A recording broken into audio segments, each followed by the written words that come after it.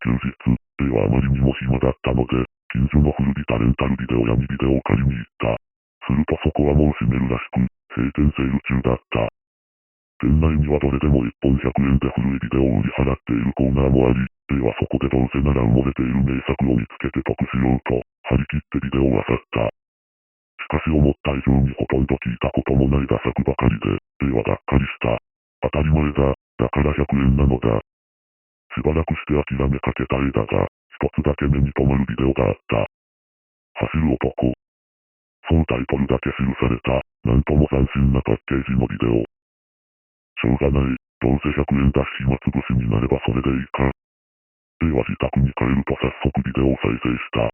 タイトルも出ずに、いきなりホームレスのようなボロボロの服を着た痩せ型の男が走っている映像が映し出された。手に何か持っている。ノコギリだ。なんでノコギリなんか持っているんだ。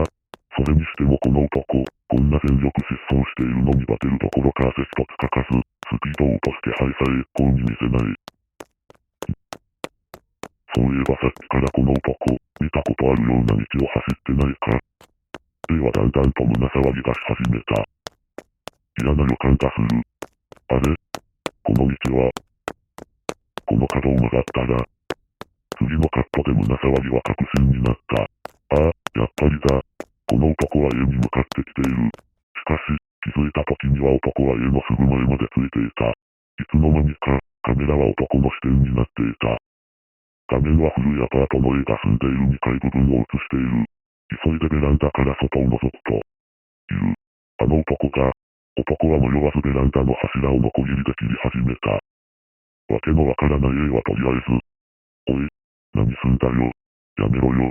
と男に怒鳴った。すると男は A を見上げた。A は思わず息を飲んだ。画面からは確認できなかったが、男は両目がロンパでカメレオンのようだ。そしてボロボロの歯をむき出しにしてニヤッと笑い、走って視界から消えたかと思うと、階段を駆け上がる音が聞こえる。やばい。ここに来る。鍵を閉めようと玄関に急ぐが、男はもうそこに立っていた。今まで追い詰め、ノコギリを振りかざす男。A はとっさにリモコンで停止ボタンを押した。その瞬間、男はいなくなっていた。ノコギリもない。